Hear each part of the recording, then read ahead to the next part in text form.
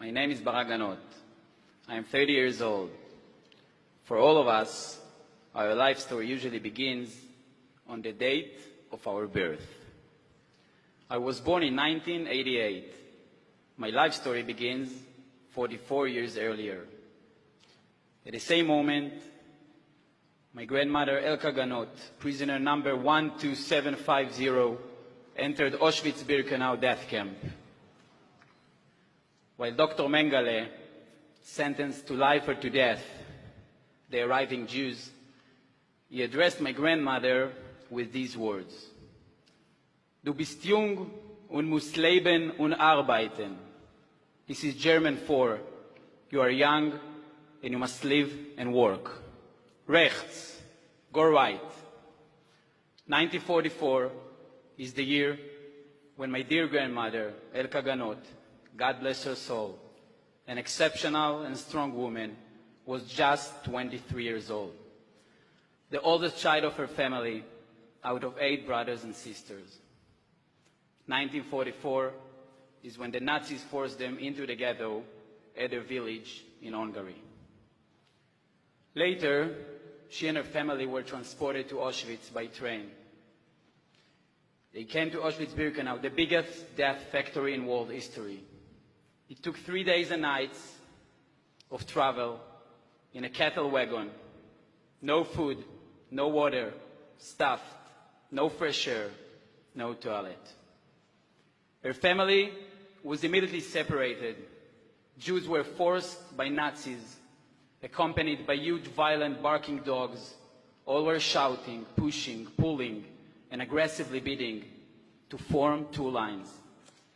The left line, old women, sick-looking women and children were sent to the gas chambers. The right line was sent to concentration camps. Their fate was hard labor and slavery. My grandmother had left, following her mother and sisters. Dr. Mengele spotted her. He ran after her. He grabbed her by a collar. He forced her to the right line. This was when he shouted at her the few words in German, which I've quoted in the beginning. The only German words I know. The words that were my grandmother's nightmare since that moment and until her last day, and the words which my story begins with. Her family was executed in the gas chambers within less than 45 minutes from arrival, and according to the outstanding, stable, tough, precise efficiency measures and German statistics, they were all dead. Her father Yitzhak died. Her mother Rachel died. Her sisters Elisheva, Michaela, and Hannah died as well. All of that day, within less than 1 hour. Can you imagine her feeling when a couple told her, while in line, "Look there, the dark smoke emitting from the chimney are your dears, your family members. They were just gassed and burned to ashes." Can you imagine her thoughts, her fear? I grew up as a grandchild of Holocaust survivor. Those are my roots. These roots have changed and affected my life. I am what I am today because of these roots, and I appreciate them. I grew up with the Holocaust stories as a legacy. From my early childhood, I absorbed the necessity of an independent Jewish country with the ability to stand and fight for itself.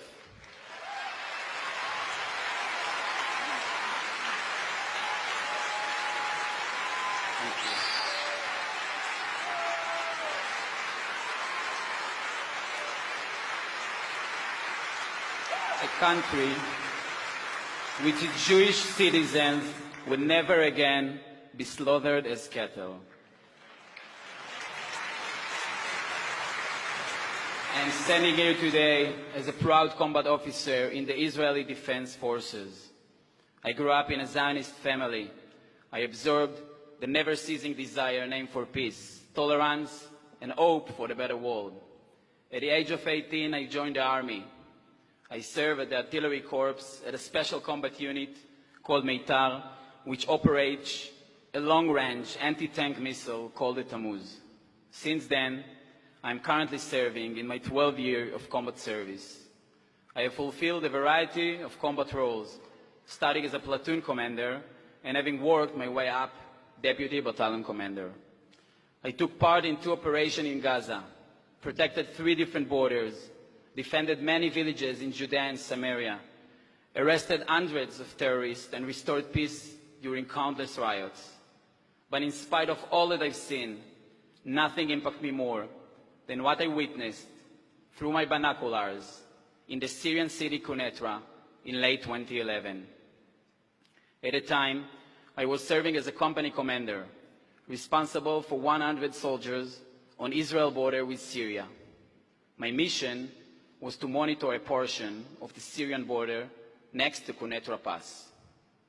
One afternoon, on a relatively normal day, as the sun was shining and the beautiful green fields stood silent, black vehicles belonging to the ruthless Syrian shadow militia entered Quneitra and shattered the peace. One of my young soldiers, just 19, ran to me, confused and shocked. Out of the vehicles had emerged men in dark military garb, and they began grabbing men, women, and children from their homes and executing them on the streets. We could not see what took place as these men of pure evil entered the homes of the innocent people of Quneitra. But we heard the screams of torture, of sexual assault across the border. No person, no matter how battle-hardened, could ever forget the sights and sounds we witnessed that day. And these so-called visits by so-called Syrian soldiers continued once or twice a week for years. This experience cannot be described, and it caused me to recall my grandmother's stories, which I've partly shared with you. By 2013, the entire Syrian medical and civil infrastructure in the area had collapsed. And despite Israel officially being at war with Syria, we knew we had to act. On February 7th of that year, the IDF and the State of Israel opened our border gates to injured Syrian civilians for the first time.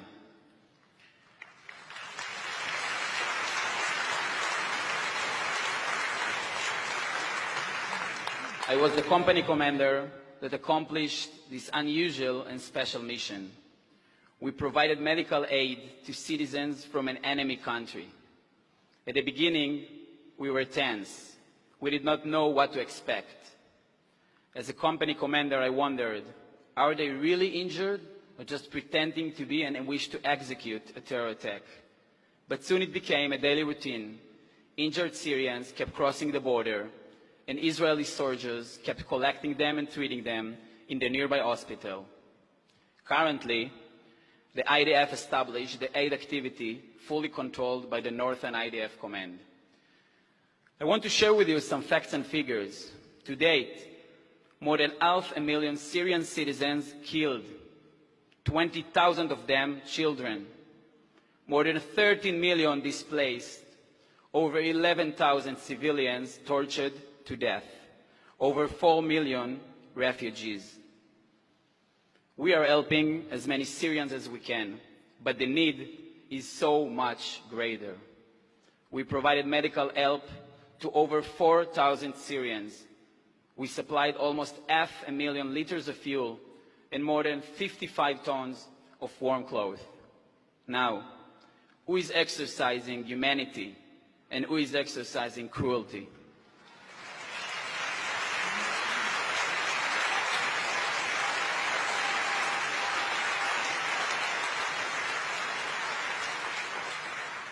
Israel is in a rough, unstable, and complicated neighborhood. Let's count a few of the many forceful powers who desire this small part of the world. Iran, Iran's proxy Hezbollah, Iran's soldier in Syria, and Iran's founded terror organization Hamas. Iran is seeking to build permanent military bases in Syria, creating front headquarters for attacking the state of Israel, attempting to build an empire in the Middle East. I hope that my message to you today was loud and clear. we will keep our spirit to protect Israel from its enemies. We will learn the enemy and prepare for future challenges. We are ready. I am ready. I will return to the same border, this time as a battalion commander, to keep the border secured and to provide help to injured Syrians.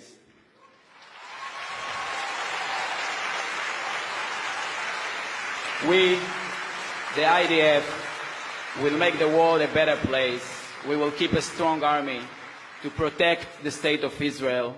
We will carry the beacon of light to and for a better world. I will never forget my promise, committed at the age of 22, at the same cursed land called Auschwitz. There, in area A14, I found my grandmother's barrack. When I got back to Israel, I gave her the most precious gift she could ever dreamed of. I gave her a picture as a combat officer in the IDF near the same barrack she was prisoned here. So I'm standing here and promising you and my dearest grandmother, never again.